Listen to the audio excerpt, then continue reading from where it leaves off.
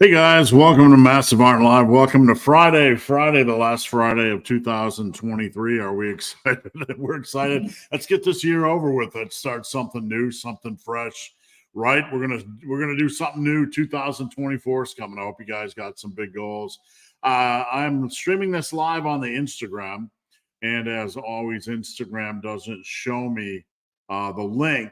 So if any of you guys can DM me on Instagram at Ben the Barman, slide into my DM on Instagram and send me the live link so I can monitor questions. It sounds silly, but on desktop, I really can't. So how are things going, man? I am super excited about the new year coming. I got some big goals for 2023. Got the home gym going. Ooh, ooh, ooh, ooh, ooh. What do we got? What do we got? Hiding under this Wisconsin hoodie, we got maybe something spectacular going on, right? Just being silly. So, yeah, I'm going to go over my goals a little bit, and feel free to share your goals with the new year. One of the things I asked Team Massive Iron, somebody's got that link for me. Thanks. One of the things I asked Team Massive Iron, and if you haven't joined, please head over to Team Massive. Thank you, Charlie. Head over to teammassiveiron.com and join up. But one of the things I asked the folks over there was to tell me something they learned. Charlie, that just sends me to, it says live unavailable. That just sends me to my, the link you sent just sends me to my profile. One of the things I asked Team Massive Iron is what did they learn in 2023, and something they learned during the year. So if you guys have anything you learned you'd like for me to discuss, I'd love to hear it. Before we get started, guys, just a reminder: the new year's coming. I have a coaching special, $6.99 for an entire year, and I run that from Black Friday till January 2nd. That is still on. I usually load up on new clients. I've had 16 people take advantage of that since Black Friday, and I got a couple of spots left. I work my ass off as far as coaching, so I'll make room for you. But if you're interested in coaching, you can just hit me up on Instagram there we go. Charlie sent it. You can hit me up on Instagram. Let me just mute this. You can hit me up on Instagram at Ben the Barman, or email me benthebarman@gmail.com. I can see you guys watching on Instagram. Feel free to post up your questions. If you don't want to do the yearly special, we do have Team Massive Iron available. Team Massive Iron, you can get form checks, you can get all kinds of good stuff. I can do custom workouts. I do phone consultations for folks that want a phone consultation. You can check out my website, superlivingtoday.com, superlivingtoday.com. That's where we're at. Watch tomorrow, guys. Just enough of the commercial. Watch tomorrow. You can see my website above and my Instagram there and all that happy horse shit, right? So just a note, I got my Canon. Ooh, let's take a look at it, shall we? I'm full of dog here. I got my Canon all charged, and we're going to be doing tomorrow. I'm going to be putting out a video of the new home gym. I just got to sweep and mop the floor because between moving everything and putting stuff together, it's a disaster area down here. But I am going to be tomorrow putting together a tour of the new home gym. I have a deadlift room, which is pretty cool. I have a room just dedicated to deadlifting. And I'm going to show you guys everything. All the equipment, the new bulldozer arms, which kind of replace machines, everything. So watch for that tomorrow. That's my big goal for tomorrow. And you know what? Before we get started, guys, just a big thanks. A thanks to everyone that has supported this channel for the last 12 years. I can't wait for 2024. I got something new coming. I'm going to be doing a live podcast for 15 to 30 minutes. I think I'm going to be doing it Monday through Thursday. I got to schedule everything out, but I'm looking at doing it Monday through Thursday. Thanks, Jim. and just having it topical. So it's going to run live on a new channel. It's called Massive Live. And I'll be promoting that. So watch for that in the community. All right, let's get into things, right? Look at all this stuff back here. I got all my stuff on shelves. We got stuff everywhere. We got the YouTube 100,000 billion subscriber things. And see that number 1 right there, my Special Olympics team when I coached them. Oops. Gave them that best coach of the year. That's awesome. My BHUD baseball glove. And there's a picture of me with my Special Olympian team. There's a catcher's mask from like 1910 or something that I found at a flea market that I really love. And whoops, where can we go? Right there is my Scottish coffee mug that says Clan Shaw. And of course up here, my Tottenham mug. I'm a fan of the Spurs don't hate. All right, let's get into things. If you're new here, post up a question. Doesn't matter how many times it's been asked. We're here to help. I turned on the overhead lights today, so it looks a little bit better in here, a little bit better. Let's rock and roll, shall we? A reminder, if you post up a question before live starts, you get a chance to win a free shirt, hoodie, weight, creatine, or team massive membership. You're like, what? He said, what? He said, what? You have whey and creatine? Yeah. I'm not trying to be a supplement company, but I do sell quality whey and creatine. I don't just say it's quality. It is quality. It's not horse shit. I'm not a supplement company. You buy it, I make $5, right? So no big deal, but I use it myself. I use the creatine. We use the whey. The salty caramel tastes awesome. And if you want to support a small creator instead of one of the big mega snake oil companies, you can check that out at superlivingtoday.com. All right. Rico, how's it going, Rico? Good afternoon. I wish I could make this little question bar smaller. What are the goals for the coming year? Let's get into it. I want to be lifting like 2023 sucked. It just did. Like half of 2022 and 2023 sucked.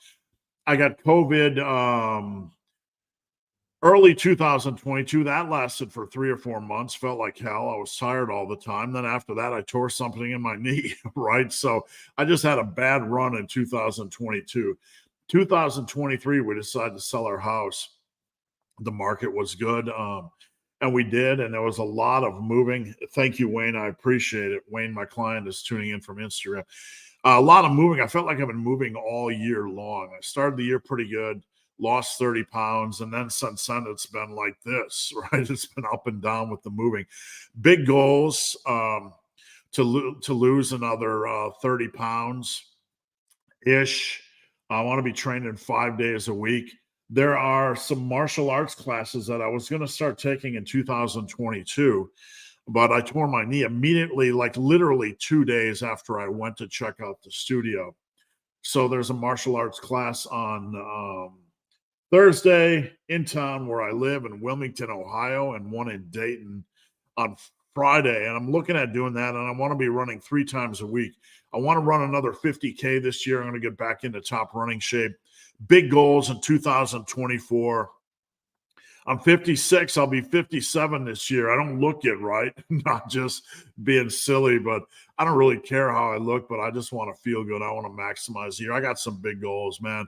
I want to have the complete package this year and just set aside all of the chaos that came with moving and then COVID and all that stuff.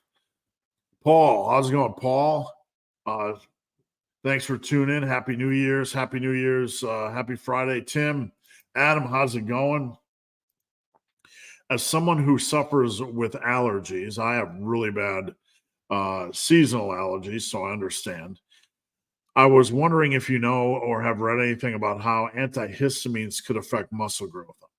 In the grand scheme, it's not going to matter. I mean, none of these things are really going to matter at all. If you train hard and you nail your nutrition, the body is going to respond 100%. I don't need to read studies to tell you that. It's just the way the body works. So don't worry. Just focus on your training. You're going to be fine. Stein, how's it going, Stein? Glad to see you, my friend. Usually Stein is logging on to Team Massive right at the moment I'm putting the lights out every night. So Also, jumped on a full body for the first time in years and already enjoying the crazy pumps you get from focusing on less body parts per session. I don't get pumps on full body. I get more pumps on working targeting on a body part split. So I find that interesting. Um, uh, I've never heard that before, and I'm not saying it's not unusual. It's just usually you hear it in the opposite scenario. So whatever you like, you do. Sometimes people come to me in the questions. They go, "I know you don't like full body." That's not true at all. As I have stated many, many times, back around 2008, 9, 10, 11, when I was writing for Muscle and Strength, I was reintroducing the concept of full body frequency to the bodybuilding world.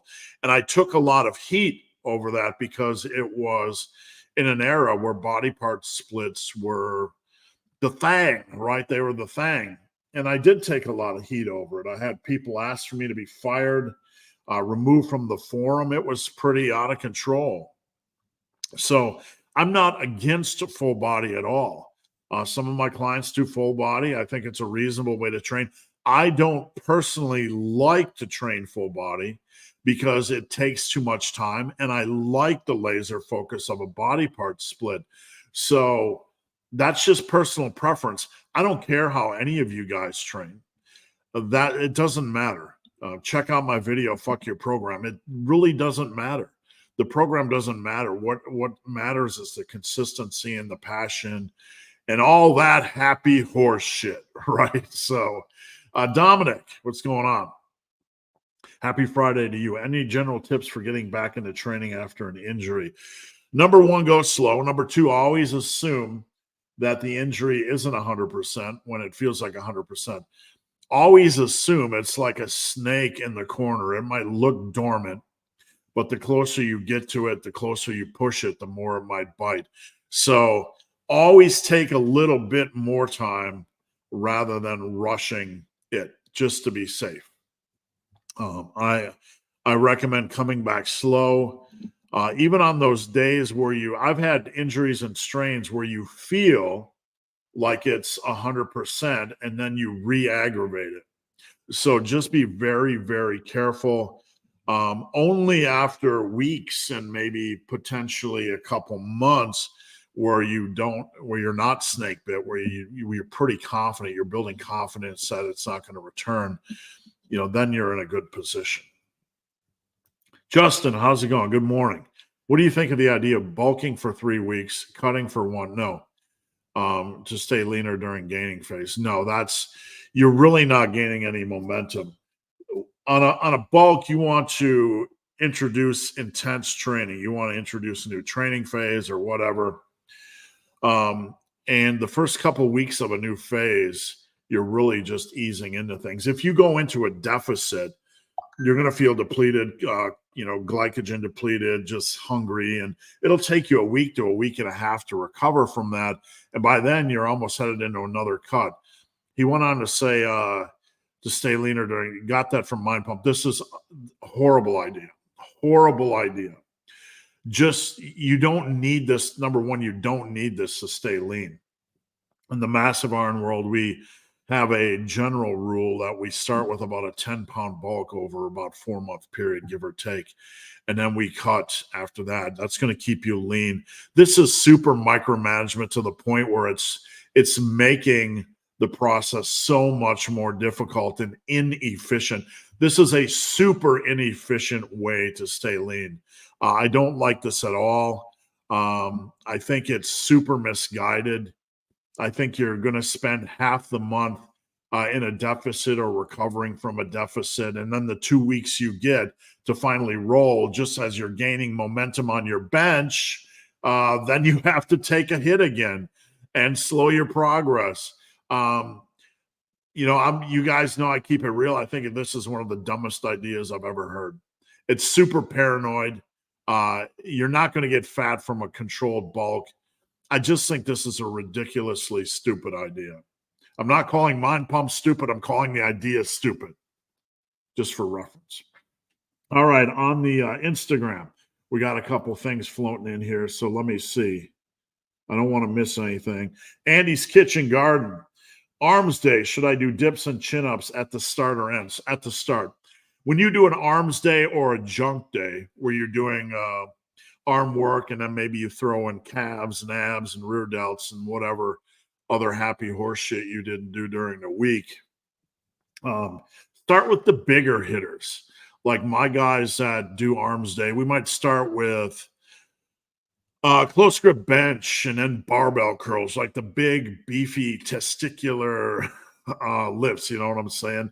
The stuff that's big and juicy and just heavier. So we want to start with the really challenging lifts. If you do chin-ups and dips on an arms day, those are the big hitters. Those are more impactful than like, concentration curls or cable curls. So I would absolutely do them at the start. You could certainly do them at the end.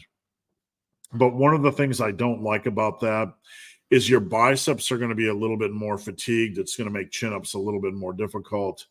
Your shoulders, your triceps could be a little bit more fatigued. And because the dip and chin-up tends to be more of a compound-ish lift, obviously, when you are a little bit fatigued in your arms, it's going to make it more difficult and might place negative stress on the body. I just don't think there's good reason to do it at the end. From Instagram, Strong Beyond 55. Good morning in Chi-Town, Chicago. Am I wasting time doing single arm RDL lifts? They feel awesome. No. Lately, I have been advocating a single leg RDL. You can use a kettlebell. You can use a dumbbell. You put your booty against the wall. Don't put it against a rack, right? You don't want your butt crack right in the rack, right? But you can do a single leg RDL with your booty against the wall. That's one way you can do it for balance. So no, you're not wasting time. If a hamstring exercise gives you good feel, by all means, roll with it. There are a few good hamstring exercises to begin with. Ian, good morning from Birmingham. Sorry, small text on there, England. Good for tuning in. Thank you for tuning in, and good morning or good afternoon to you. Don't hate me. I'm not sure if you're a football fan, soccer fan, but I've been watching the Premier League now for about a year, and I've fallen gloriously in love with Son. I just like watching him play soccer. So that's my story. What do you think of Bill Kazmaier's workout, lower upper twice a week? We do in the Massive Iron World an upper posterior. I think it's a great way to train. If you are a strength-focused athlete, I think the upper posterior has a lot to offer, and it's a really good option. So I'm all for it. And Ian wants to say that he is a fan of Aston Villa, if I'm pronouncing that, and my wife, some of the dogs are going crazy. Camille said a Newcastle fan. You know what? One thing I'll say about the Premier League is that in the MLS, Cincinnati's my team. They're local. I love watching them. If you haven't seen Acosta play, just go search Acosta FC Cincinnati. Just a phenomenal player, right? So I love my FC local team. But with the Premier League, I can pretty much watch any game. I just enjoy the Premier League. Even though I like watching Tottenham and I like watching the Spurs and Sun play, I can sit down if I have time and watch any Premier League game. I really can. I just enjoy the league. All right, where are we at? I'm a dad. What's your superpower? Yo, wrapping up this year with Team Massive. If you're not a part of this community, do yourself a favor. If you want some good motivation to start the year, check out teammassiveiron.com. We have a community. It's like Facebook, but it's not on Facebook. It's a private community. You can get form checks. You can ask me questions. There's just a ton of community interaction. That's not just about me. And I'm dedicated to continuing to make it grow in 2024. So please check out teammassiveiron.com. Steve, what can we expect to see beta on your apps? I only have so let me explain. He said 2 apps. we are currently working, we've been working all year long on a training app. This is not just another training app, right? This is a training app for lifters like us. There's a lot of training apps that are general fitness, do your burpee schmurpees, do your wall balls. I don't have anything against that stuff, right? But this is a training app for lifters, right? that are like what we do. And it's first and foremost, we're nailing the workout tracker, because that's a cornerstone. If you don't like this workout tracker in the gym, we have nothing. That's about to go into alpha. We got some fantastic features that no one's ever done on a coaching app or a training app. So alpha is going to be soon. Alpha is going to be open only to members of Team Massive Iron that are currently tracking and can establish that they've tracked their workouts for a couple months, either on pen and paper or on one of the other training apps. So if that's you, you can get it on Alpha, or you can have a chance of getting in on Alpha. Once we get some base data from this pool, because data and analytics are a big part of what we're going to be doing. Once we have some base data, then we can move to beta. Once all the major bugs are worked out, we can move to beta. My dogs are going crazy. One of the things we're looking at doing, once we get this nailed down, and this could be later in 2024 before we start on it, is accompanying this training app. And this training app, we're not just looking at training app. We're looking at having a lot of features, community features, coaching features where you can buy programs and pull them in, run pre-existing quality programs. We're looking at combining this. We're looking at making a nutrition tracker app for people like us, right? That will help you dial in your bulk, help you dial in your cut, help you track your nutrition. Think like MyFitnessPal for us, for lifters, right? Not just for Gen Pop. This is going to be, not that Gen Pop couldn't use this, but this is first and foremost going to be focused on us, right? The folks that want to build muscle and strength. And then, we're obviously anybody can go into the gym and track a workout that's not like us, right? But us, that's who it's for, you guys. Trying to decide if to pay for another year of MF. Well, we're probably not going to have beta is probably not going to be till spring, or February, March. So I don't think we're really going to have this ready to go, mid-year, maybe full force. We're not rushing it. We want to do it right. So, just know that. And Camille said, when is it projected to be available? Like I said, we really, really want to do it right. We have a functional workout tracker. There's a few bugs, obviously, nothing major. We're just, we want you to be able to go in, choose your progression approach, build your own progression approach, have progression indicators, all this rich analytic data. You'll be able to track everything that you want to track, right? And I'm not going to get into too much super exciting stuff, but it's going to be part, I would call it not just an app, but probably the most robust data collection and analyzation tool that lifting has ever seen. So we're not going to rush it. It's going to happen when it's happened, but we're not dragging our feet. Let's put it that way. Yvonne, how's it going? Sorry about the dog noise. Dreams of getting a new gym for 2024 have been dashed due to financial change. You know what? Sell a kidney. You got two. Sell everything you own on eBay. We'll hit max weight for deadlifts in apartment complex gym in 2 weeks.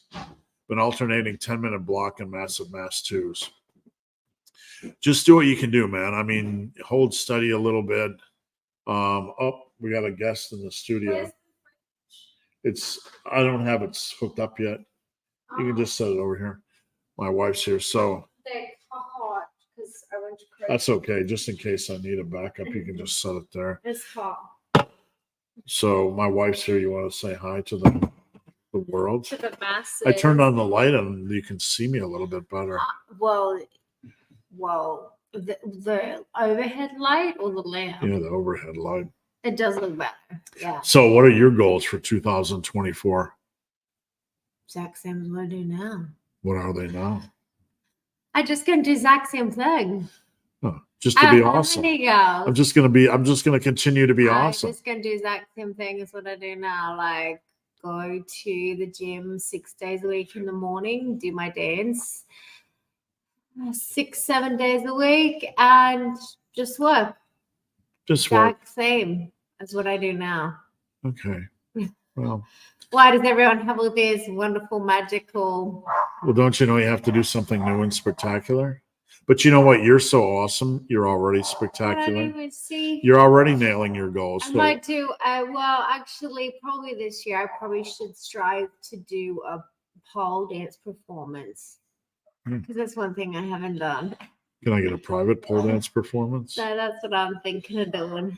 Can I get a private pole dance performance? You have to watch my chair and the response first. Okay, I have to earn it. Okay, noted. I'll make that a New Year's resolution. Yes, watch my other videos first. Okay. What other things does other people have? Well, we're all fat and ugly, so we're just trying to be less fat and ugly. You can't change what you look like, though. No, but if you're ugly, you can distract people with your glorious physique. That's why if you suck at dancing, you just wear an amazing costume and good shoes and nobody notices. So you're saying if I want to go dancing and I dress like 70s disco? Everybody would just be laughing at you. Somebody said to get a room. We're in a room. This is our house. Everybody will be laughing at you going instead like, oh my God, what is he wearing? What is he wearing? It's like that guy on TikTok that does the 70s. There's just the dancing stuff in public. You know, it makes him funny because he has a big fat belly that you were all worried about. Yeah. And then he does his dancing, and that man who does the pickleball, and he has this huge tummy. Yeah. And then he's like, so I'm sporting my pickleball. And he's got these tight shirts on and this huge pregnant belly. And then that's what makes him funny. And then he'll do his little skirts like this, and he'll have his big belly. It makes him funny because he doesn't give a shit and he's confident.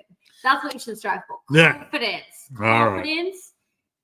And do what you want to do before you get too old and you can't do it anymore. My wife brought me 200 of these. I did. Actually, everybody buys those purple ones at the store. So all I could get was buy 2 get 1 free, and all I could do was get 3. All right, I'll let you go. I'll go back to the fun. Thank you. Oh, okay, I'm gonna put these in the fridge. All right, we got some stuff on Instagram. Let's see. The fridge doesn't work. It's not plugged in. Doug Young to me had the ultimate physique. Do you think his off season? Fridge doesn't work because you didn't plug it in. That's true. Because I didn't put it where I wanted it. I was going to put it out here, but I didn't move it. Doug Young to me had the ultimate physique. Do you think his off season, what we see on the Alex Brownlee video, big is true? Same exercises 3 days a week. I haven't looked at the Doug Young program in a while. The one thing I want to caution you guys about when it comes to programming is don't look at Doug Young's program and think I'm going to just do Doug Young's program and look like Doug Young. Doug Young, one of my favorite power lifters, but obviously his supplement regimen was pretty, it looked pretty juicy, if you know what I'm saying. So obviously Doug, you know, I'm so over the natty or not stuff and the talking about roids, and I hate to even discuss it, but we have to frame things, you know, in a way that is reasonable here. Like Doug Young trained hard. Anybody that's successful trains hard, right? Especially when it comes to strength building. There's no way to, you know, yes, if you train hard and you have a little bit of enhancement, it's going to take you to the next level. But Doug Young trained hard, but you can kind of tell that was a crazy experimental era. And don't use Doug Young's program. You can learn from Doug Young's program, but when it comes to programming, we want to take what works for us and discard the rest, if that makes sense, and kind of evolve our training. So I'm sorry, you said what could we do to keep things going? We're thinking of doing deficit pulls.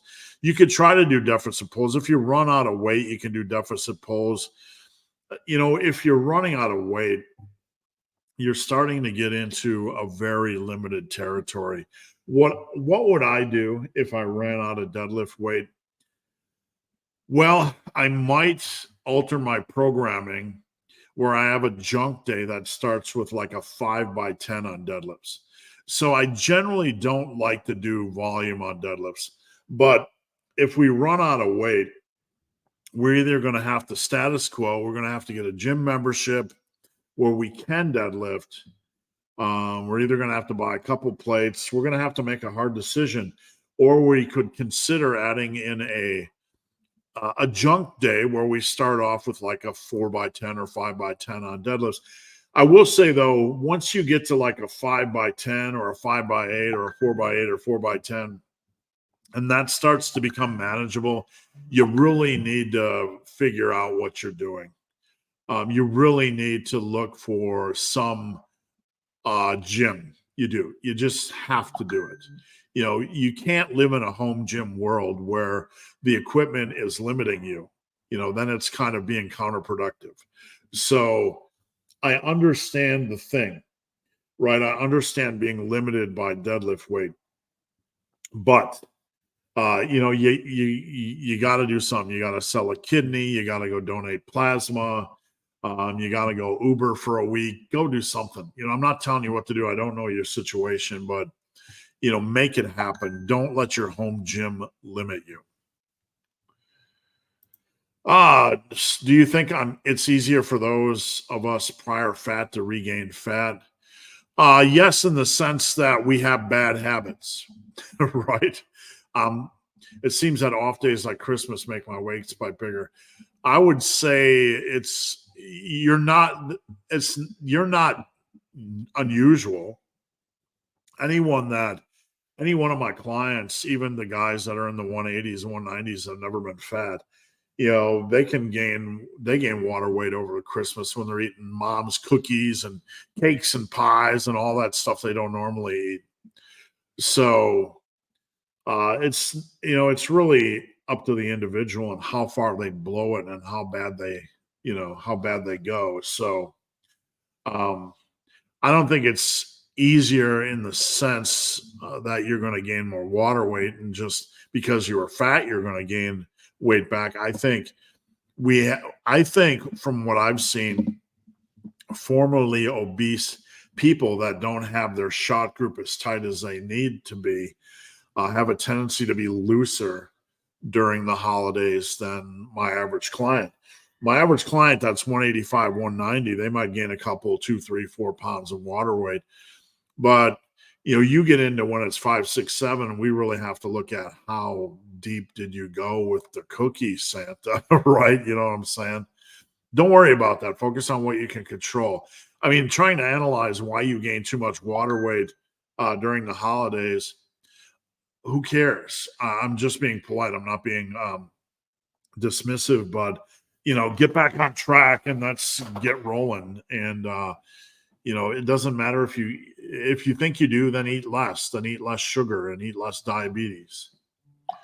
Joe, good morning. When on a bulk, if weight trends higher than expected, is it better to low calories temporarily? No, we don't want to fight. We don't want to over cardio a bulk. You want to have enough cardio where you're doing it for general health, but we don't want to over cardio a bulk. You don't fight a fire by just temporary solutions. And Joe, when you start a bulk, you're going to see some water weight gain the first 5 days, and we can't just immediately go, I'm gaining weight too rapidly, I have to pull back. Let your coach, me, dial it in. Relax, Joe. That's what I'm here for. Joe's a client of mine. And Joe, I know you mean well, but I'm going to tell you this since we're doing this live, relax. You do what I tell you to do. You eat what I tell you to do. You express your concerns, and I will dial that in. That is my job. Don't immediately panic. If I didn't get to you yet, I don't think so. If I did, make sure you have your weight from this morning. But we just got finished with Christmas, right? And it's not a good judge of what's going on. People tend to eat a little bit more. But we have to give a bulk some time to see the trends. If you gained 3 to 4 pounds of water and then gained 5 pounds after that, yes, we would immediately pull back, but that's extremely, extremely unlikely. This might be a stupid question, but is there a way to be consistent with our squat stance width? And when someone says shoulder width, we don't want to put our squat stance at some arbitrary distance because somebody said whatever. What I recommend is, number one, it's going to take practice. You just can't expect to nail your squat width perfectly every time. But before you squat, once you step back, you glance at your feet, make sure they're at the same angles, and make sure they're about at the width you want to work with.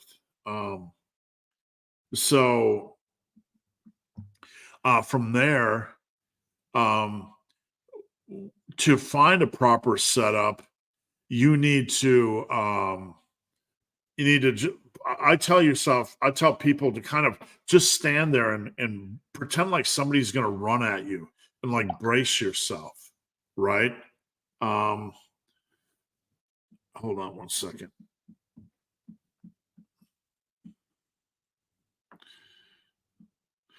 Sorry, I'm just checking Instagram.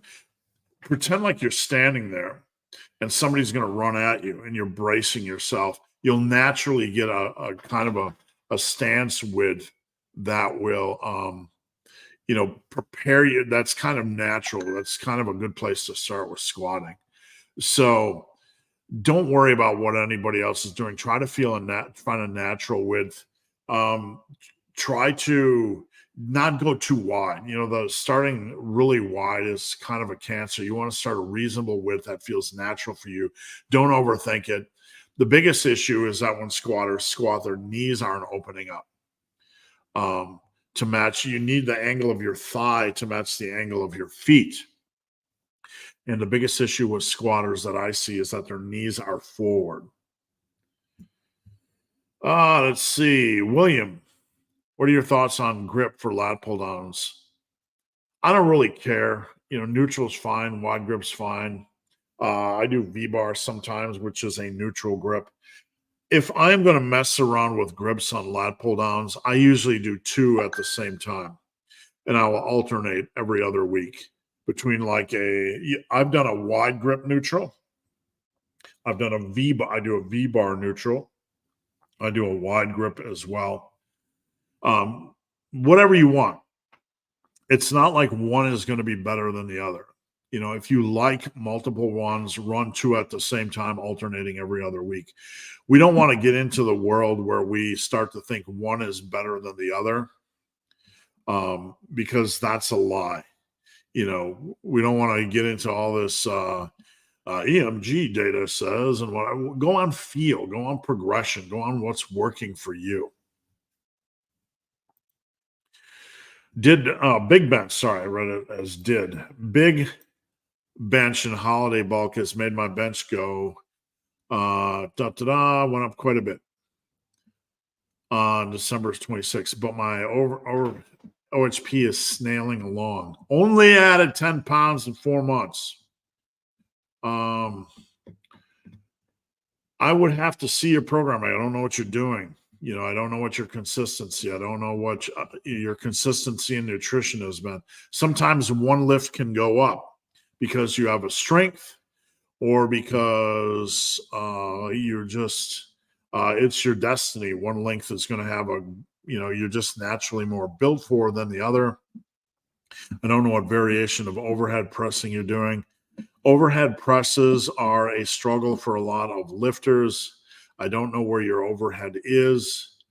Your bench went up 15 pounds pretty rapidly. It's nice when you get that, but that's not going to be sustainable.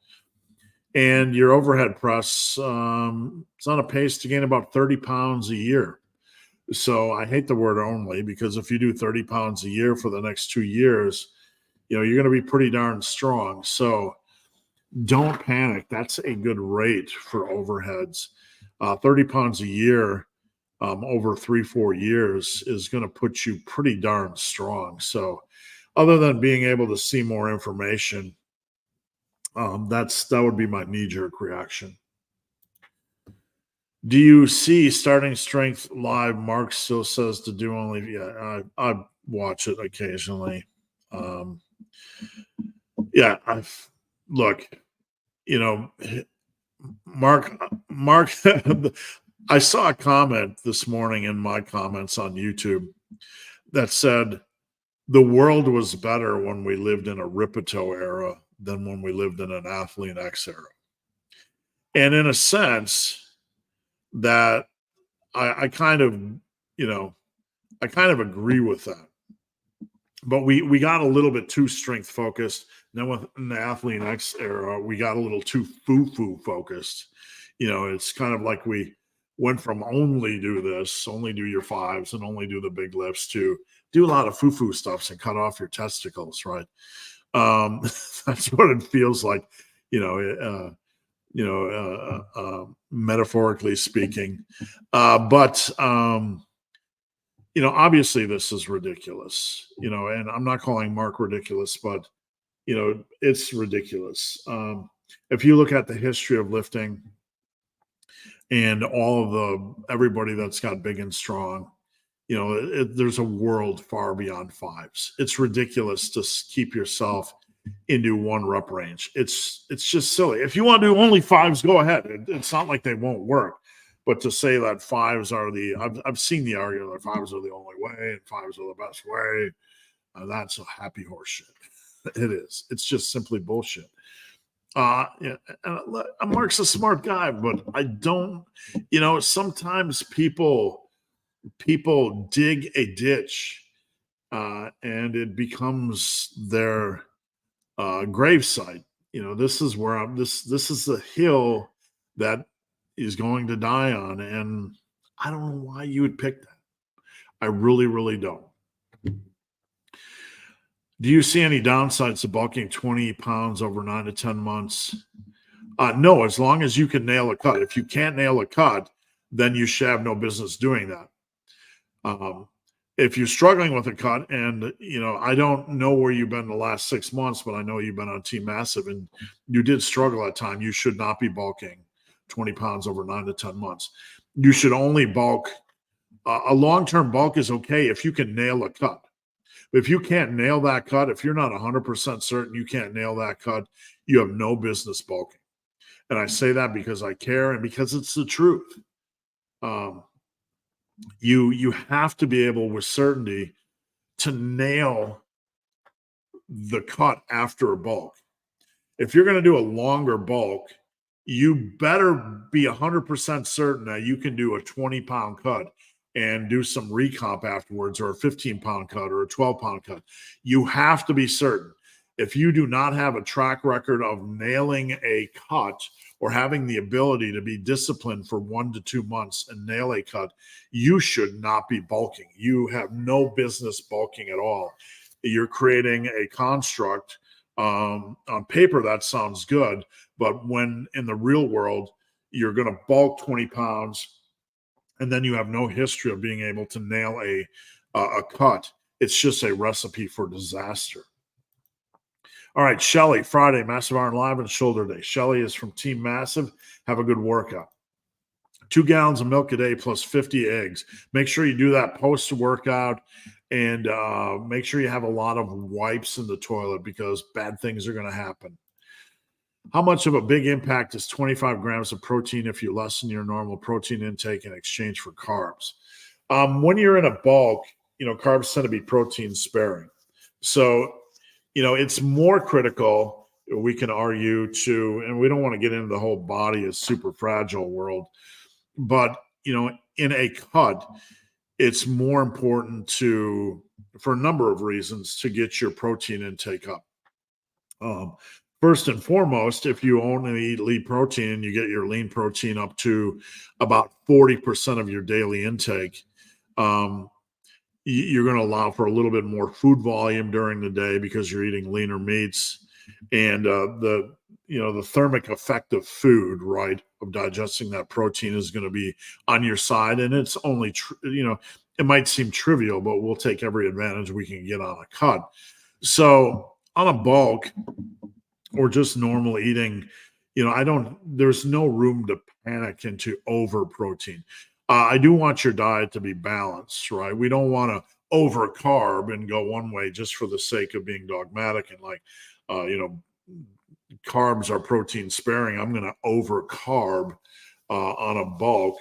We don't want to, we want to keep things balanced, but don't over force protein on a bulk. Hit your minimums, hit something reasonable, and don't panic if you put 25 grams of those into carbs. For a man, my red line generally is 150 grams of protein. If you go below that, you probably have an unbalanced diet a little bit, and you probably need to refine your diet. I'm not saying 150 is the be all end all goal. I'm saying 150 is the red line. If you're a man and you're going below 150, then you probably need to assess your diet a little bit more. If you're a woman and going below 100, 110, then you probably need to assess your diet. When I see a woman that's eating 90 grams of protein, that's like 360 calories. And if you're eating 1440 calories, which is probably a very low end of maintenance for a sedentary woman, and I said maintenance, not fat loss, that's still only 25% of your diet. So for a normal woman that's fairly active and has a metabolism that's going to be 16, 17, 18, 19, maybe even 2,000 calories, 100 to 100 or 90 grams of protein is a little bit unbalanced, if that makes sense. Amanda, how much water do you recommend daily? I don't overthink water. There's a lot of cultish behavior in the world of lifting where we got a water jug, we got to overwater, we got to overhydrate. I don't believe in overhydrating in the sense that you need to, I got to drink 800 gallons a day. I believe in reasonable. You want to make sure you're not underhydrating. You want to make sure you're getting in your sodium and potassium as well, because proper health isn't just about water intake. Athletes need sodium. It's a we could call it the energy electrolyte. You need sodium. One thing I learned during a lot of hot weather hiking and running is that when my sodium got low, my energy took a dive. And when I ingested sodium over the next 30 minutes, my energy started to regain a little bit of its potency, so to speak. So we want to make sure we're getting in a reasonable amount of water and our sodium and potassium. You can get in potassium foods like tomatoes, potatoes, that sort of thing. Just search potassium-rich foods. Make sure you're getting in, a staple each week. You don't have to overconsume them, but we want to make sure we're getting in our potassium. The sodium-potassium balance is good for blood pressure. So we don't want to avoid salt. That's a huge myth. We want to balance that. Athletes need more salt. It's a vital electrolyte. It's good for energy, but we want to balance that with potassium intake. So make sure you're getting in some potassium-rich foods, and don't buy into the cult of over saturation water. You got to cleanse your body, over drink, flush everything out. That's just silliness. Ain't nobody got time to go pee every 15 minutes either. Currently visiting family, but we'll watch later. Thanks for tuning in. Did you see Mike? No. I don't watch I don't have time to watch a lot of other videos. The only time I really cross wires or pass with this stuff is, when you guys bring it up. But with that said, to make first working set feel light, warm up with a weight higher than the first warm. That would be called a working set, right? If you're going to warm up with a weight higher than your first working set, then that's going to be a working set. Okay, so we're getting into kind of a semantics discussion. Let's say my first bench set is going to be 200 by 6. If I do 210 by 2 or 3, or 220 by 2, that's kind of a working set, and that set's going to feel a little bit sluggish. So, look, the concept, this has been around a long time. This is central nervous system stimulation. I'm going to tell you my opinion from having tried variations of this and having watched other people try it. It doesn't do jack shit in the long run, right?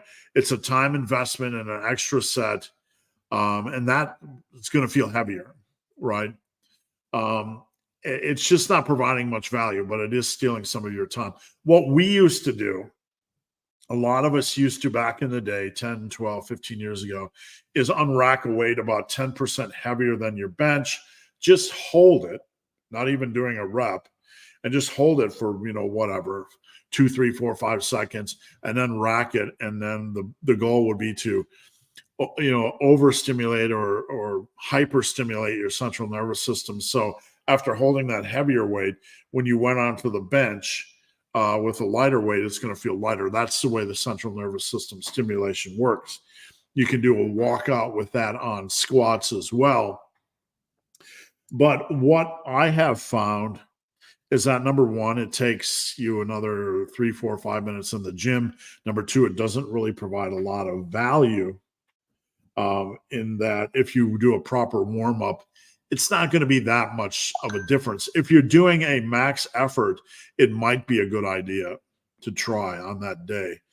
But if you're doing it Dr. Mike's way, if you're doing an actual heavier set, it's a working set, folks.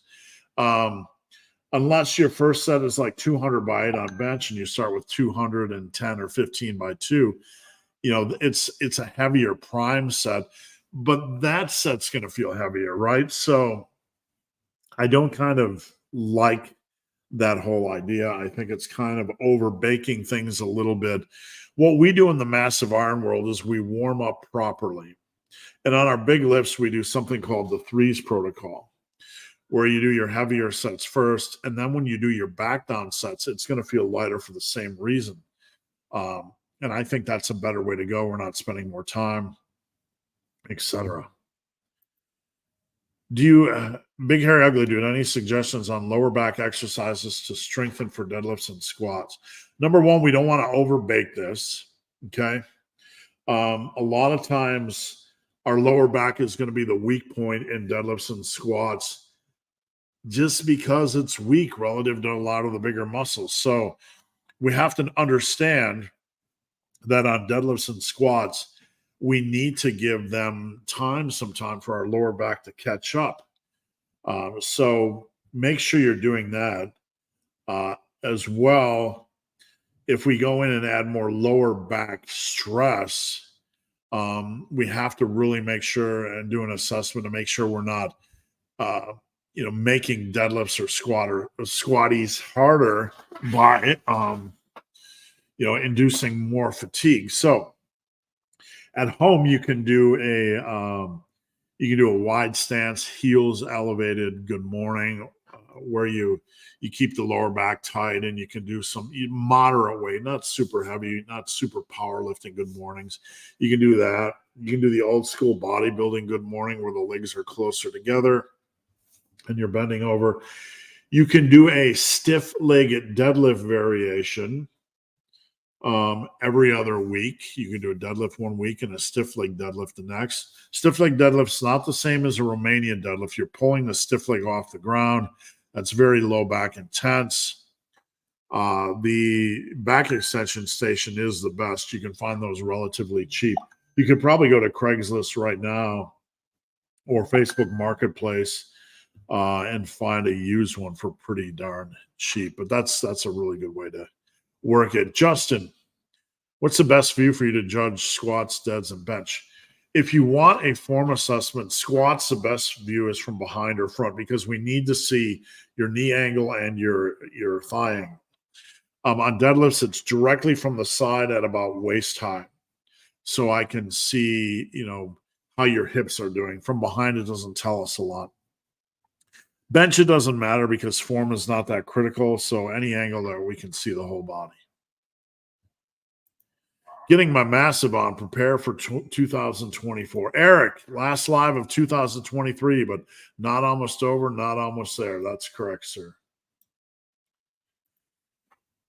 What are your goals for 2024? I want to do some form of martial arts. I'm not going to dive into the deep end of the pool and pretend I want to be some martial arts Jedi, right? But I'd like to do a little bit just to try it out and see if I like it. I want to run 3 times a week. I want to be able to run 50K again this year. Do a couple 50Ks, and I want to live 5 days a week. I want to stay in a good rhythm and pattern. My biggest goal is to set a time structure that I follow. Get up a little bit earlier, get a couple hours of client work done by 8 o'clock, do like a morning live, do my team massive work, maybe work out, and then finish off, my client work. So that's my biggest goal. Raphael, Happy New Year. Boss, I'm about 2.4% body fat, but I don't want to cut because I don't have enough muscle. Should I keep bulking or cutting? Well, if you bulk, you're going to bulk yourself up to 26, 28%. So, I mean, you can still be at a reasonable weight, but, a cut isn't about, you're going to have to cut sooner or later, right? You're going to have to, regardless of where you're at, if you're at a true 24, you're going to have to cut sooner or later. So however you want to do it, it's your game, man. It's your game. Just know, hey, Chichimalongo, come here, buddy.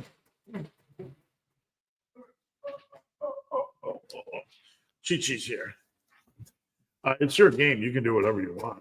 As long as you're not obese, right? It's okay, buddy. Thank you. As long as you're not obese, it doesn't really matter. But you have to decide bulking and cutting. Just know if you bulk yourself up to 28%, eventually you're going to have to watch your health and probably cut back down. Man, is it wrong to smoke a cohiba whilst doing deadlifts? I don't know. I've never tried it. But if that's the way you want to roll, roll on, my friend. Ernie, good morning. What are your thoughts on bodyweight sissy squats? Yeah, they're all right. Occasionally when we're looking at exercise selection for the home, guys that enjoy them can do them. They're perfectly good exercise. You could superset them. I appreciate the kisses, Chi-Chi, but I'm trying to talk, but you have to stop trying to put your tongue in my ear. I have nothing against them. Give them a try. From Instagram, any tips on a vegetarian hybrid athlete? Lifting is lifting, and being an athlete's being an athlete. So I'm not trying to be dismissive, but you play the same game as anybody else. You got to get in your nutrients, you got to get in your protein. I'm not a vegetarian. I don't care how anybody eats. My video yesterday, if you haven't seen it, I didn't come here to get into discussions about whether broccoli is poisoning or whether carnivore is best. I literally do not fucking care what anybody eats, as long as they're getting in their nutrients and taking care of their health. But with that said, you play the same game as anybody else. You got to get in your protein, you got to get in your nutrients, you got to get in your aminos. Just know your stuff is the best advice I have for you. This is Chichi Maranga. This is my buddy. He's my dog. He just follows me around everywhere. And when he hears my voice, he has to come lick me. Let's see. Matthew, your opinion on carb powders and drinks in a workout? Silly. I saw Ryan Humiston doing a video yesterday and flashed across my screen on YouTube about some magic, I don't know, some magic intra-workout cocktail. Guys, intra-workout stuff is literally a waste of time. Number one, I can tell you as an ultra runner, and we're not speculating here. We have to use common sense. When you are lifting and something is in your stomach, your body has to decide whether it's going to use the blood for digestion or the blood for the muscles. What do you think is going to happen when you're lifting or running? Common sense here. Your body's going to use it for the muscles. When I am out running a long distance, I have to basically stop for 10 to 15 minutes, cool down, and allow the blood to go to the stomach for stuff to digest. My wife is a perfect example of this.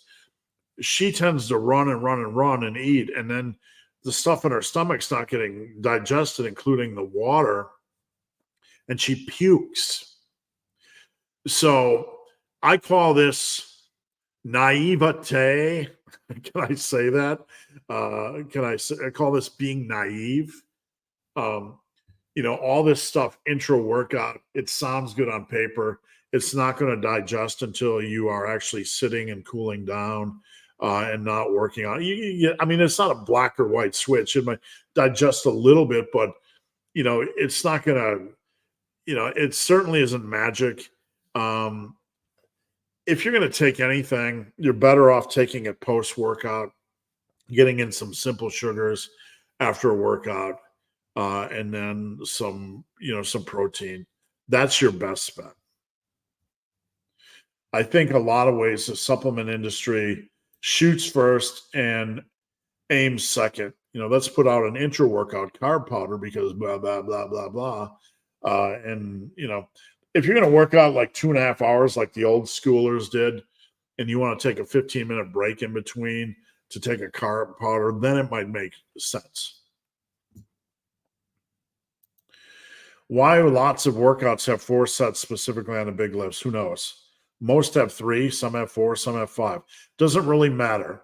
Don't overthink this stuff, guys. It literally doesn't matter. What matters is weekly volume, okay?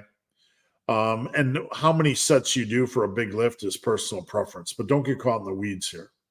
It's just somebody making up a workout that likes to do 4 sets.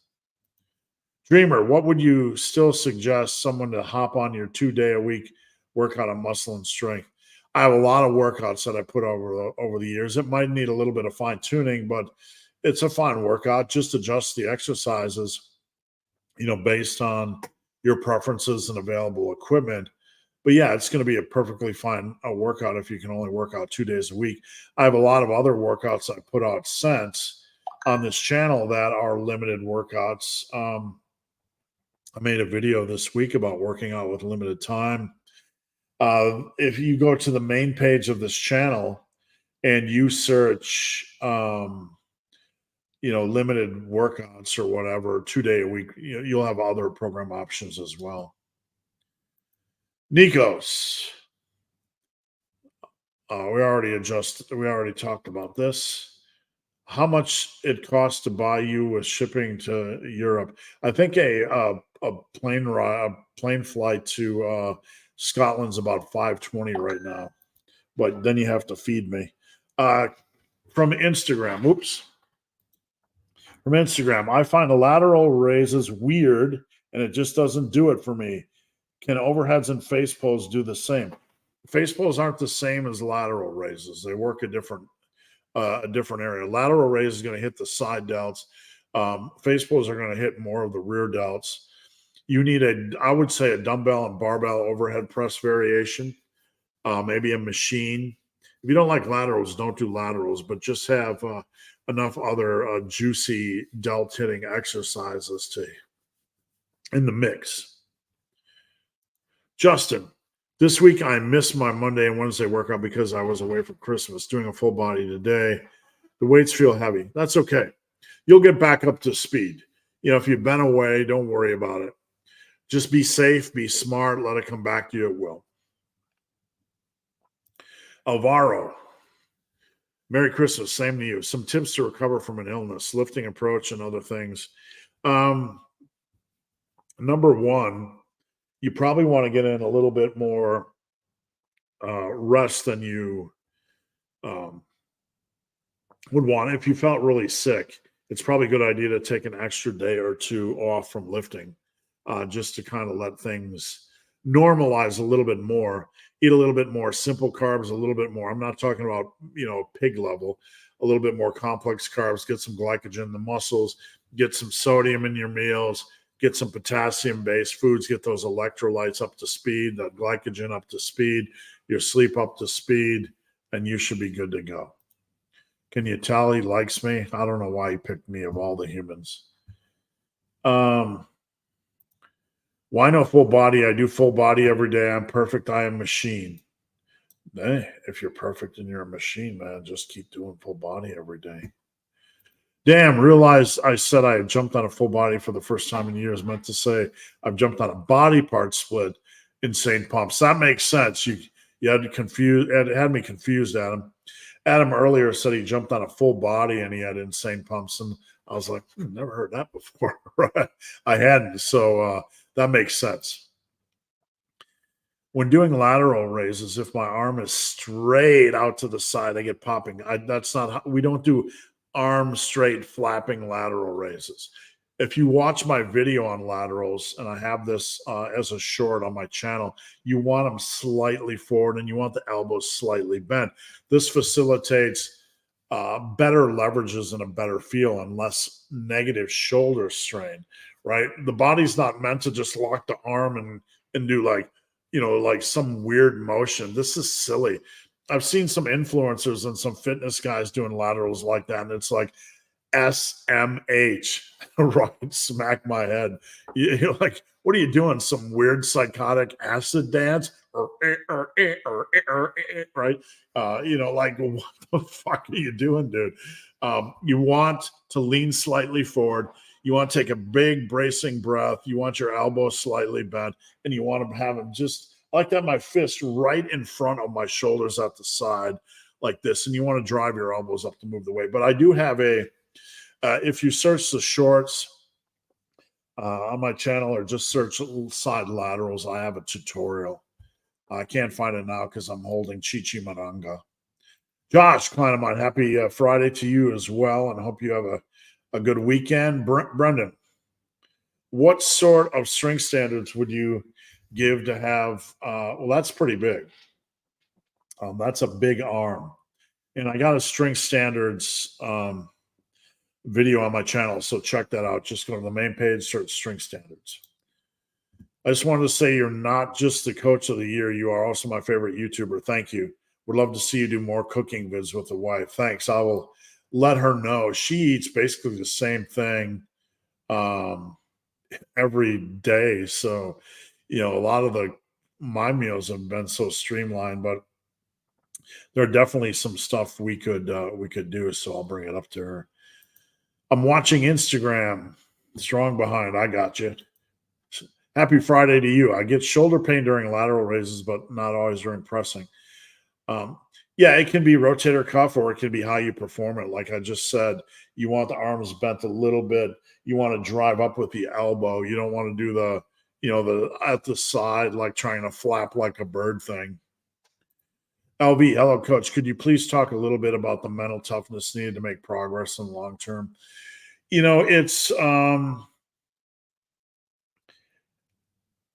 It's the question, like, do you need more mental toughness, or does mental toughness come from passion, about what you do? I don't know. This is a complex question, but I do know without passion and without drive, you're not going to get to where you want to go. There has to be, and however you define passion, there has to be some degree of like thinking about it, obsessing about it, borderline getting weird about it. You can get to a stage where you're pretty strong, but getting from pretty strong to really strong, in the context of harder work and building muscle, It's not easy. It requires a lot of focus and a lot of passion. So that can't be faked. And if you don't have that passion and that focus, you know, mental toughness, I don't know.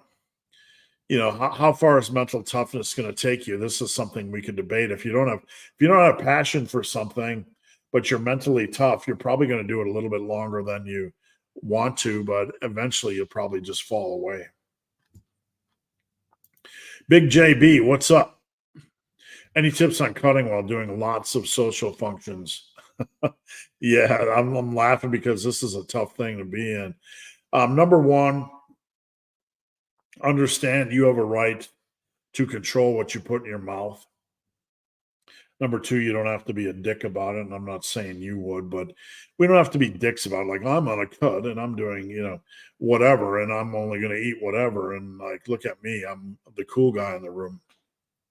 We don't want to be a dick about it, but we want to, we have a right to, say enough is enough. I'm going to determine what I put in my mouth. Number one, I go for protein first, and number two, I go for maybe my veg second. I don't feel like I have to overeat, so I get small servings. If I want to try dessert, I try it, but I don't feel like I have to eat the whole thing. So just be reasonable. Do you find value in underhand cable rows? Personally, I don't like them. A lot of my clients do them. Some of my clients do them, not a lot, but if you like the lift and get a good back feel, use them. That's the thing. Do I like doing them? No. I think there's a lot of other lifts that I like to do that I would prefer to stick with. If they light up your lats, use them though. You should make the app able to import history from other apps. We'll talk about that. We've already discussed that, so don't worry. We're not going to hamstring anybody. Big, hairy, ugly dude, what are some numbers to shoot for on a 5, 10, 10, 20 on the seated overhead press? So the 5, 10, 10, 20 is a protocol that can really cause lifters to see some decent increases in their bench. And when using it on the seated overhead, I think the first goal would be to get 95 to that. And that sounds pretty paltry, but that's like the first step. From there, once you get to 115, you're doing really good. 135 would be a pretty ultimate goal on that. All right, what do we got on Instagram? Do you have any recommendations on which personal trainer's certification to get? No, not really. I haven't looked at them in years, and things change pretty quickly on the internet. So there are, I looked at them about 5 or 6 years ago, but I haven't looked at them since. So I would honestly just do some information on Reddit and see what you can find. What do you think about cardio and bulking phases? No, it's not too much. The body's not that fragile. Don't worry about superior. You want to have something that raises your heart rate. That's good for the body. So there's no downside to that. But superior is taking care of our health. So you want to get in a reasonable amount of steps per day for general health. You probably want to get in on top of your steps an hour of cardio a day. And when I say cardio, it doesn't have to be gym cardio. It could be hiking, any form of movement that you enjoy. Hiking is good because you have elevation that's going to raise your heart rate without being super impactful. That's obviously my favorite form of cardio. So don't think of things as superior. Think of things as taking care of yourself, if that makes sense. Good morning, Steve. Thanks for tuning in. I got a cable tower for my home gym. Any suggestions for cable attachments? Oh, man, those can be kind of addicting. Number one, they have cheap, light lat pull-downs bars on Amazon. A little bit of a break. Sorry, buddy. Why do I recommend a light lat pull-down bar? Because, like, when you have a heavy lat pull down bar, and I got a light lat pull down bar on my cable station over here. When you have a heavy one and you pull plates off, what tends to happen? When you strip plates, that heavy bar will come down and bonk you on the melon. A lighter one isn't as intense from a counterbalance standpoint, so it's a little bit safer. So I like a lighter lat pull down bar. I like V handles when it comes to lat pulls and seated cable rows. You can also get the neutral grip handles. Check the price; they're all pretty reasonable, but those are really ones I would look at first. I heard you should aim for per 3-5 grams of fat per pound of body weight. I hate per pound of body weight stuff. It's silly. Like somebody 400 pounds is all of a sudden going to increase their fat intake, right? On a cut, you should aim to get your fat down to more around 20% of your daily intake, protein up around 40%. This will facilitate, I got dog hair all over me now. This will facilitate food volume and getting in leaner protein and hair all over me from Malanga. Getting in leaner protein and getting your fats down to 20%, you're going to get in more leaner protein, more food volume. You're going to get in more veggie volume, more fiber, and this is going to increase the thermic effect of food. So it's kind of a perfect storm. Fat, just try to get it down to about 20%. That facilitates a little bit more food volume, a little bit more lean protein, a little bit more fibrous, or just food veggie volume in general. Which overhead press variation is best for side delts? We don't do this in the massive iron world. We don't say which one is best. We do a combination of quality exercises. Minimum, you probably want to do a dumbbell and barbell overhead press variation, work in a machine press if you can. You can do an Arnold press every other week with a delt, just a regular dumbbell press. But use a myriad, a multitude, a battery of good quality exercises. All right, elbow tendonitis from kettlebell work. The elbow tendonitis is actually from grip work, okay? Overuse of the grip is usually what drives mostly the elbow tendonitis.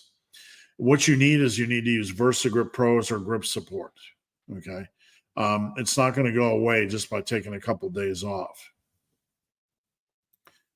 Big Jan, I want to join the military and I want to know how I should program running into my program. I'm not trying to get any bigger.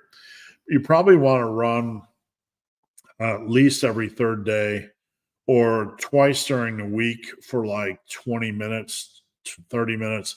And then on a Saturday, just go out and run longer, run as long as you feel like. That's the simplest way to do it. Surveys show Brad Pitt's Fight Club physique is most. This is such nonsense. What women are they talking to? But in clothes, girls will still call them. This is just all horseshit. Some random study made to promote Fight Club showed us it's nonsense. All right, Happy New Year, you too, Thomas. Would power cleans be worth adding to my strength program? I don't know. Here's the thing. You only have so many hours in the week to train, right? So do we want to add in an Olympic lift? If I'm trying to train for strength, I'm not a big fan of adding in Olympic lifts. It's not that they're not great for being Olympic lifts, but you want to add in a fun lift, go ahead. I just think there's better ways to spend your time than working in Olympic lifts. It's kind of 50s, 60s programming when Olympic lifts were, I don't know, do it if you find it fun. If you were to go to buffet, which one would you go to? Obviously, my man, we'd have to go to a pizza buffet. I've never seen a wings buffet, but that would be my priority. But, how many different types of wings do you need? I'd do the pizza buffet. What's the point in having abs if no one sees them? Unless you can put them on social media. I don't know. That's, I don't know. Maybe you feel healthier. Maybe you feel better mentally about yourself. There can be a lot of, reasons to have these things as goals. I think it's not good for us to generalize. Um, One thing I can tell you is that everybody's different and everybody has different goals. And we'll tell you that depression and body dysmorphia are a real thing. So we kind of have to not, be so. Uh, I'm trying to find the right way to say this. We can't just generalize. If I want abs, I don't have to run around putting them on social media. Maybe I just like being that lean. Maybe I just like feeling that lean. Maybe I like, maybe I feel it's healthier. Whatever the case is. I watched a channel years ago prior to pandemic, and I've been enjoying watching the lives. Thank you. Not a power builder, but love the free info you provide. Thank you. I appreciate your support. I'm a musclehead first and foremost, but I do love the strength stuff, and that's why I tend to call myself a power builder. But I'm always and will always be a musclehead first and foremost. What's your favorite coffee? Good question. I tried Black Rifle. I don't like to get into politics. I don't know much about these brands. I don't have time to keep up on these brands. So, I bought like Black Rifle, and someone said, "Oh, you brought Black Rifle, blah blah blah." Like, I don't have any idea. It's just at Walmart. The packaging looked cool, right? So, I I tend to go for dark roasts. I don't like it over caffeinated because it tends to make my stomach ill. That's about as deep as I get in the coffee world. I do like a not espresso, americano. I like americano if I want a real kick. Roman bench is good for lower back training. Could be, yeah. Just check out the reviews on the piece of equipment. My company has given me about $1,000 for gym equipment. I am eyeing the Ironmaster dumbbells. Have you tried them? Ironmaster, I've looked at so many. I have to mentally look at them to see. Ironmaster, my old training buddy, Rich Knapp, had the Ironmasters. I actually used the Ironmasters once at his gym. They seemed fine. The only thing that's ever concerned me with um, big dumbbells is like if I set them down or if I have to set them down quick, is it going to damage them? So this usually isn't a big area of concern for folks, but you know, uh, I would do my research. There's a couple of good home gym channels out there, but I've used them before and they seem reasonable. Nicholas, do you remember Jim Stepani and his Haribo gummy bears sales pitch? Said I actually used to believe. I vaguely remember. Um, it's funny to me how much of traction some of these guys can get that just put out weird content. Don't you find it weird? Like you're trying to build muscle and strength, and you find a reasonable group of folks that are coaches, and they kind of have the same advice, and they're all kind of on the same sheet of music. And then you'll go over to one of these guys, and you're like, they have like 500,000 followers, and they're selling you test boosters and all these weird exercises. And I remember him doing a curly whirly exercise in the Smith machine where he'd curl up, throw it up, catch it, and then curl it down. Like, why are we catching it, Jim? Why are we catching it? Why do we have to throw it? That explosive movement that we're generating to throw it, maybe we'll just use a little bit more weight and create that explosive movement naturally, Jim. Anyway, lower cable raises. Not sure what you mean. Explain. Nicholas, I've done calves, forearms, and abs on off days before. Make that a junk day. It really depends on what works for you. It's okay to do that on off days.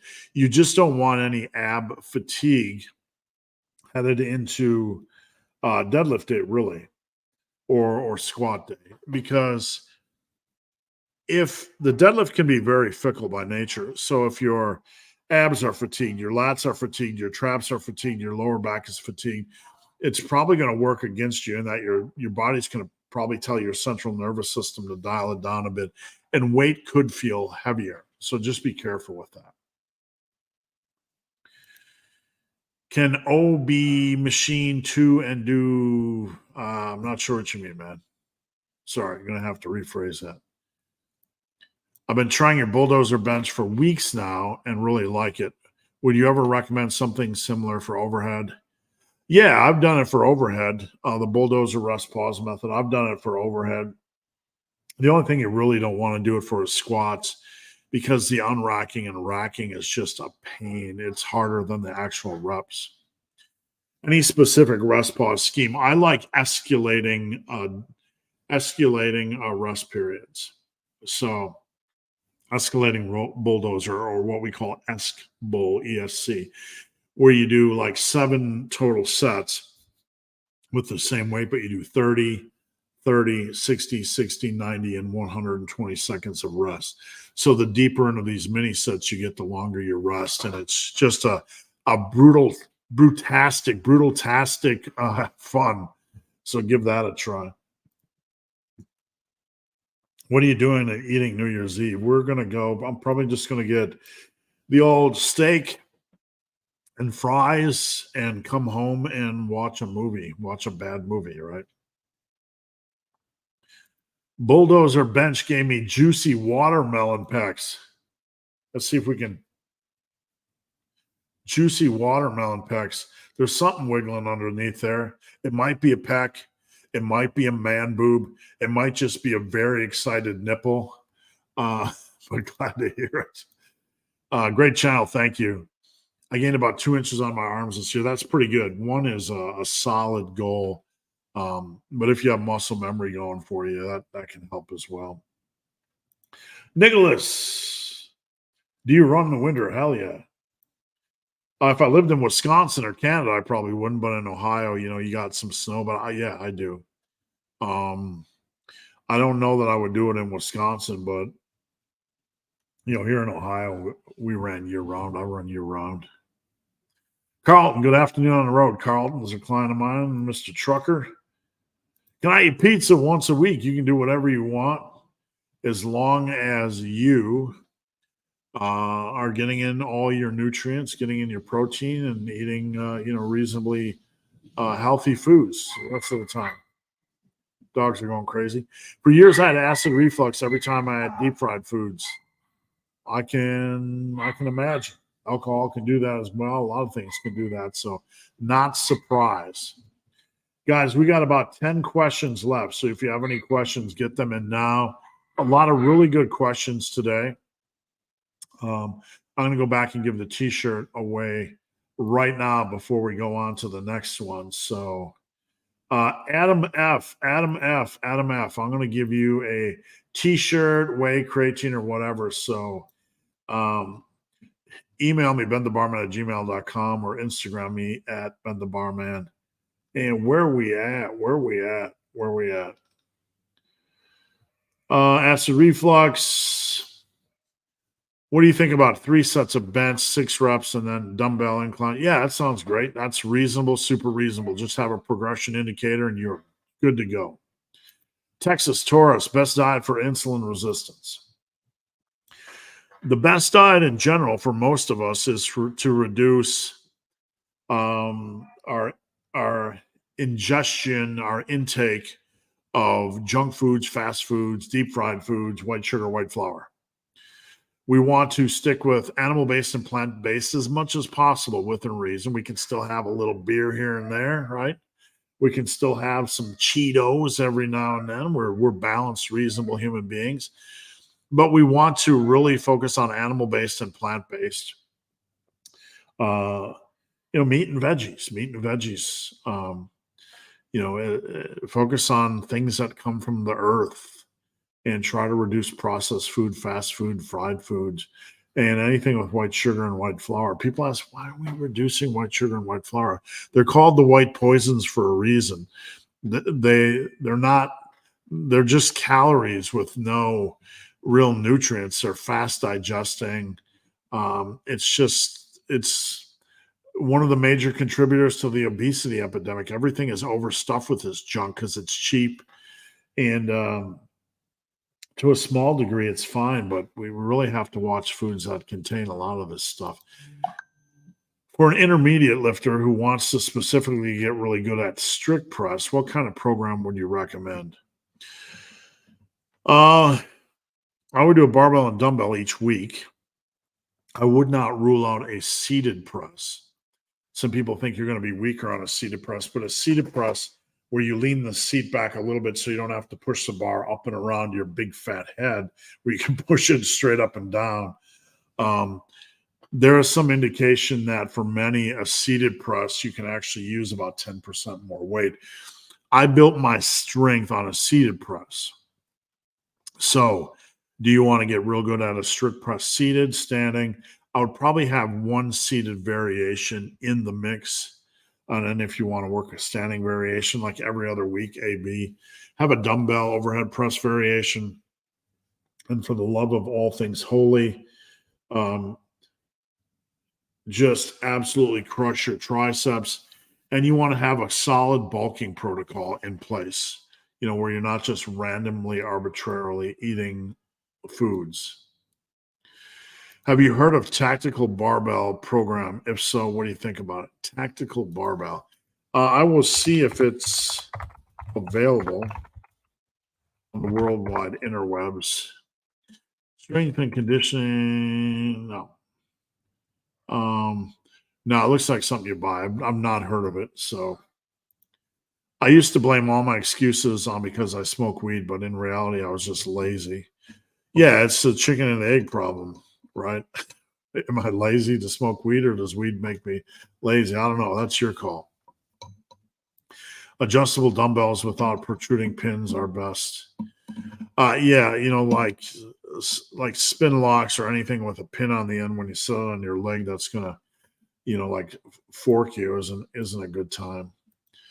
Do you have any advice? I was sick from lifting for about 3 weeks.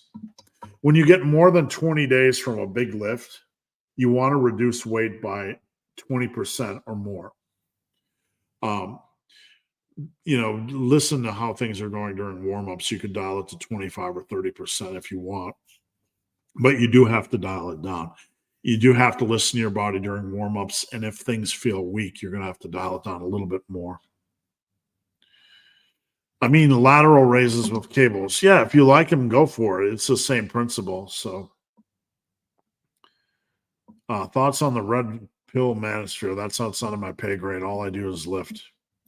I'm a lifting channel. Is orange juice just sugar water? It's pretty much. I don't know. I haven't looked in a while at the actual nutrient content, but I can tell you all the pulp and all the skin and all the, all that stuff is where a lot of the nutrients are housed in fruit. So when we remove that, we are definitely downgrading fruit. Big B Bacon, always appreciate your live streams. Thank you. Got 2 questions left, guys. Just a warning. We're about to drop off here. If you have a question, get it in now. Is flat bench considered a full body? Not a full body, no. I mean, the bench can hit your lats and back and even abs in ways you wouldn't expect, but definitely not a full body. We got a question from the gram. Steve, I'm up to 3 paying clients with 4-month commitments since I chatted with you a month ago. Just wanted to thank you. Great.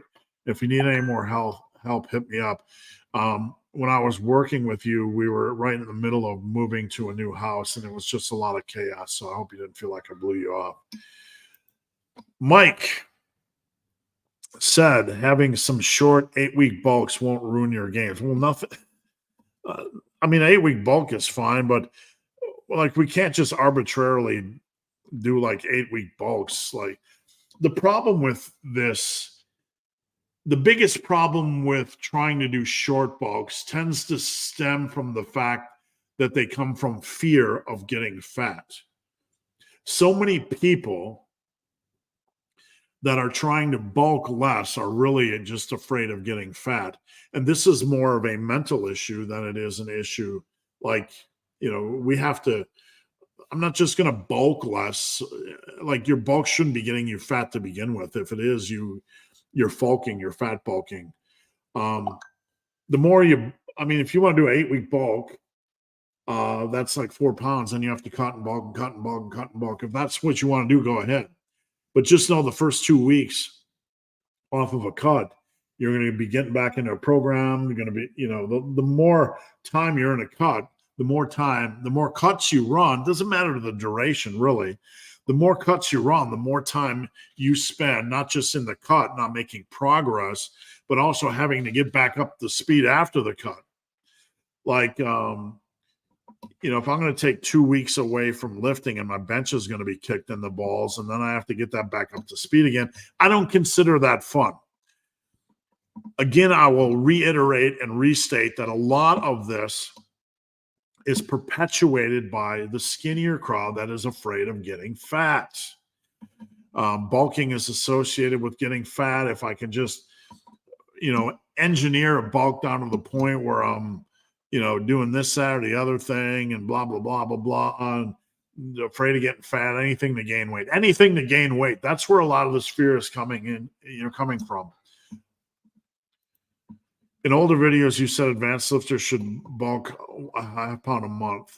What made you? Well, I don't get into advanced lifters. An advanced lifter is probably 90% of the way to their potential. So what I tell advanced lifters, they have to decide themselves what is worth it.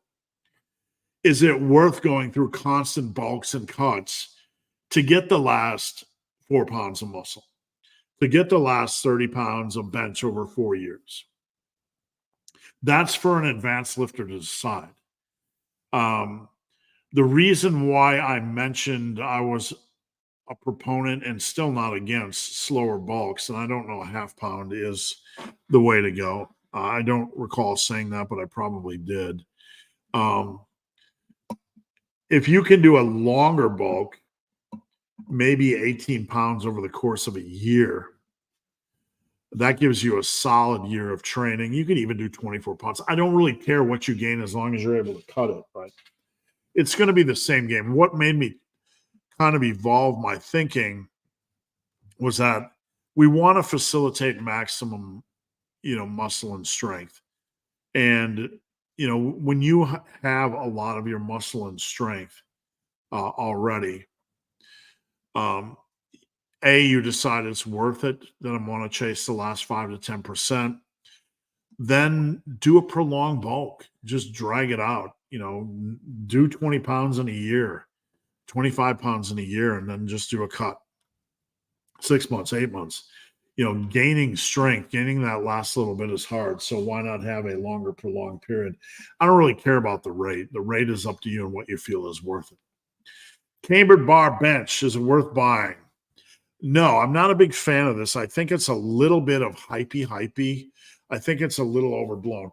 On a bench, the further back your shoulders go, the more stress you're going to place on your shoulders, right?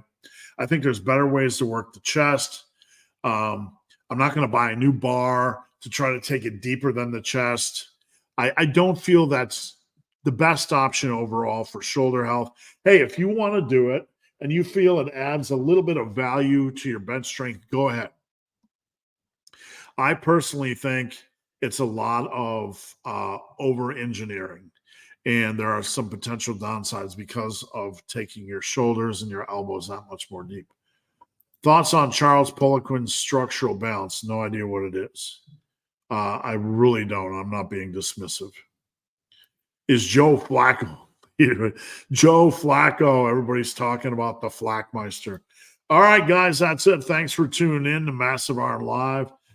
Happy freaking 2024. I'll see you guys next year on Friday, 2024. Look for some new big things from Massive Iron, the daily podcast. Stay tuned. Maybe you can make a video about specialized barbells that are worth buying. You got it, man. You got it. All right, guys. Thanks for watching. Let's kick some ass in 2024. It's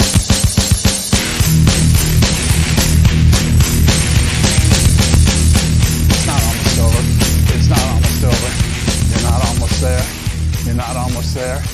You're not almost there.